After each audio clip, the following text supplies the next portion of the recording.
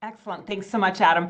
My name is Jenny Nordine. I am an occupational therapist and what's called a certified driver rehabilitation specialist. That's the specialty credential that I hold through our national organization. Sort of a sister organization to NAMITA is what's called ADED, or the Association for Driver Rehab Specialists. And I'm going to talk a little bit about that credential here in a second. I am in private practice. I have offices in Arizona and New Mexico, and have a staff of occupational therapists and CDRSs that perform these driving evaluations that I'm going to talk to you about.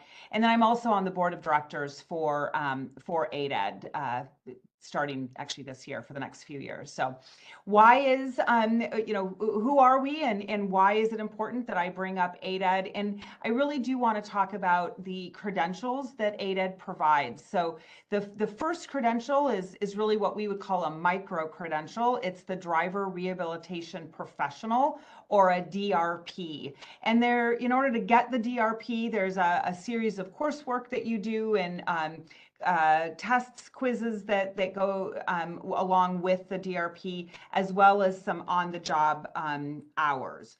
And then the gold standard in our industry is the Certified Driver Rehab Specialist, or CDRS. And that is a more on-the-job, supervision and mentoring and coursework and things, actually a certification exam that allows you to use that credential. And both of these credentials require continuing education in order to maintain them. So our industry is fast moving. There's different pieces of equipment that are available. There's different vehicles that we're looking at. There's different techniques that we use. And that's why we want to make sure that our members are well educated and able to provide services within our best practices and within their area of expertise. If we go to the next slide, I really want to talk to you about sort of the importance of the driver rehab assessment. And the entire assessment is focused on the driver and their safety and their level of independence. Now, today, our focus really is on adaptive equipment and modified vehicles and things like that. So my discussion is going to be fully, directed towards that arena. But know that your driving evaluator in whatever area that you might be in also does a great deal of assessments for folks that maybe don't require equipment. So if you know somebody that has a cognitive or visual assessment, they still would be appropriate to be referred to a CDRS or a DRP. So the driver assessment is really going to be done in sort of two parts with a third additional. So every comprehensive assessment is going to include a clinical assessment and a behind the wheel assessment. The first thing that we need to have per our best practice guidelines is going to be a prescription from a medical provider. And this really is giving us the awareness or the confidence that this is a good time to begin this process of returning to driving. So once we get that prescription that somebody is medically stable, we schedule a driving assessment. The clinical assessment is going to be very diagnosis specific. So somebody that comes in for an assessment following a spinal cord injury is going to look very different than somebody that comes in for an assessment following an amputation, for instance. So the assessment could include any of these areas that you see on the slide: cognition, vision, strength, range of motion, a mobility device, wheelchair, walker, cane, and then what their driving history includes. That's really going to be the clinical piece of this assessment. The second part of that assessment is going to be the behind the wheel assessment.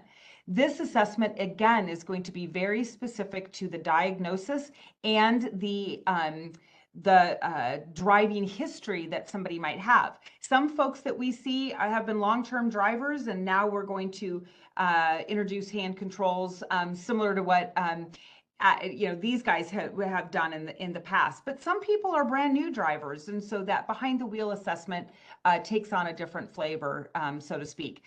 In the very most part, these assessments are going to start in a parking lot. They may sort of move into a residential area, but we have completely changed how somebody is operating that vehicle. So we want to make sure that we're getting the basic skills down regarding the introduction of driving equipment, hand controls, steering devices, and things like that. This behind the wheel assessment also gives us an opportunity to sort of try a couple of different hand controls and decide what is going to be best. That could also move into some training sessions as well, but we want to be able to hone in on what adaptive equipment is going to be best related to the vehicle that somebody is driving, as well as their diagnosis.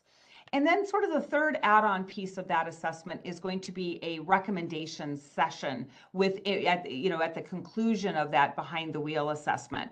So once you've completed your clinical assessment and your behind the wheel assessment, the evaluator is going to sit down with you and family members or what have you and make a recommendation that ensures that a number of hours, for instance, to train you to use a piece of equipment, to make sure, again, that you're safe and independent in using the hand controls or the steering device. We may start to talk about other wheelchair stowage devices and things like that as well. Go ahead and go to the next one. I did have a question. Somebody submitted a question, Jenny, about age. And I'm assuming this is going to be state related, but I'm assuming it was a parent with a child with a disability and at what age they should start kind of thinking. Yeah, I would tell you that this depends a little bit on if it's an acquired disability or if somebody has been born with a disability. One of the things that when I go out and talk to different groups, for instance, spina bifida is a great example of, we need to make sure that even as young children and adolescents, somebody with spina bifida is still paying attention and still knows that they will eventually be a driver. I had a client years ago who had no idea that he could drive with spina bifida, and so he just hadn't paid attention. And to be honest with you, a lot of our our adolescents and even young adults spend way too much time on their phone while a passenger in the vehicle. But there's a lot of learning that takes place by observing others. So I would really encourage anybody that is beginning to look at driving as a brand new driver to really begin to pay attention. Now, you're not allowed to drive before, you can't even get your permit until you're 15 years and 6 months. I believe that that's universal across the country. So that's really the very youngest age that we might be able to start with. But sometimes, and even typical kids are getting their driver's licenses a bit later these days. So that's really the youngest age that we see, but oftentimes we're seeing kids, between the ages of 17 and 18, even 19, initiating that process. So the training that we would recommend to use adaptive equipment is going to clearly be progressive. We're going to increase the complexity and the speed and the amount of traffic that one is encountering to make sure that they have good skills in a wide variety of driving environments and that they're safe in each of them. Then once we start to wrap up that training, we're going to start to talk about the documentation that is necessary. Adam mentioned that we're sort of the medical provider, and then he's going to be the pharmacist to fulfill this prescription. And that's really a document called a vehicle modification prescription. Some facilities call it a vehicle modification recommendation. That's your golden ticket to take to United Access so that then they know what sort of equipment is necessary for you to be completely independent in this vehicle and what sort of equipment we have taught you to drive with so they know what to be installing into your vehicle. Then another piece of documentation is going to be the discharge summary. Now here in our practice, that takes place after a fitting at United Access. So once the equipment's been installed into their vehicle, into the personal vehicle, we meet at United Access's shop and we go through all the equipment. We go out for a drive, make sure there's no adjustments that need to be made. And if so, ask them to complete those. Once we've done all of that, then we write a discharge summary to the medical provider that has written the prescription for the assessment. And then that, depending on your jurisdiction, may include a document that the medical provider needs to sign in order to complete the motor vehicle department documentation for proper licensure. And I think that this is really, really important to know that hand controls, as an easy example, is a restriction on a driver's license, just like my eyeglasses are.